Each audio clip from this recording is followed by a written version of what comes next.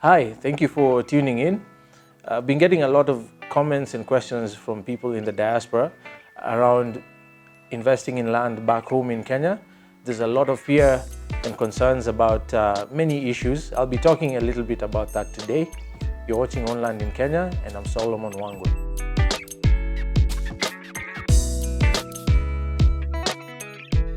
All right, so one of the most common reasons I get from people in the diaspora about why they may not have invested back home yet, in Kenya specifically, is they're afraid to get conned.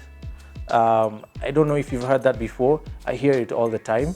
And there's also a lot of concern about buying the wrong thing. How do I know I'm buying the right thing? I'm not back home. I haven't been home in a while. I'm not in touch with the trends and what's going on in what areas. How do I know what is the right thing to buy? It's a very understandable question and concern. I can relate. I mean, I lived outside the country for 11 years, and it's always a point of concern about plugging back in home in the right way. So one of the things that brought this home to me was an experience by an individual I know who was probably working two or three different jobs in the States, just so they could save up enough money to invest back home. This individual was very deliberate about coming back home in the shortest time possible, but she wanted a stable and secure landing when she got back home, because she left, she went for school like many people did. She worked there for many years, and she felt it was time to come back home. So she took up I think she actually had 3 jobs, if my memory serves me right. Working herself to the bone just to make sure she could save as aggressively as possible and buy land back home and do something that would soften her landing back home. So she talked to her parents, her dad specifically actually, and her dad advised her to buy a piece of land in a particular part of Nairobi. I don't remember which part it was, but there were plots of land. I think there were 8th acre plots of land for sale, residential plots. So she quickly sent over the money, and her dad told her, we bought the land, it's good to go. She even got photos of the land. And then, after a while chatting with her dad, she decided, you know what, the place is seems to be developing quite well for residential purposes. Why don't we build something? So she would save, as she had been doing. She'd send money for a foundation after the plans were drawn, and her dad was basically overseeing the entire project for her. She hadn't been back home yet. So, 3 years go by, and the buildings have been completed. I believe she did a number of apartment buildings on the property. And her dad advised her, if you want to get top rental rates for this area, you need to service the apartments and make sure they're fully furnished.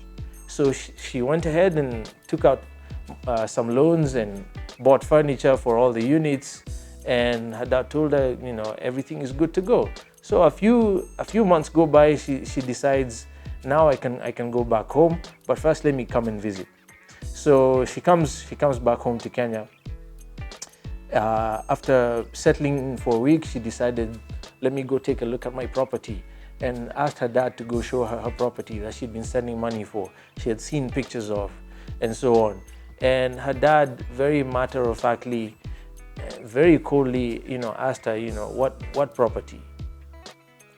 And she said, what do you mean, what property? We've been building. And long story short, as it turned out, every single cent she sent back home was never actually used to buy the property. She had been getting photo updates of someone else's property. And I don't need to tell you what that kind of thing would do to someone, especially coming from a trusted family member. Difficult thing to imagine that your own parent or sister or brother, as it happens very often, would do to you, or a business associate or a close friend, but it happens all the time. So it's a legitimate question, and one that I can kind of relate to. And then also, again, how do you make sure you buy in the right place? If you're looking to buy apartments, for example, or you want to build apartments, Are you buying land in the right kind of place to build apartments, or is it agricultural?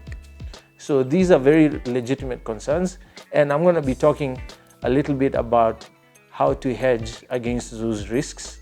If you have any questions or comments to make about this, maybe you want to share one of your experiences, please feel free to do so. Check out our website, www.goshenacquisitions.com, or check out all our social media platforms which are up and running. We'd be happy to engage with you.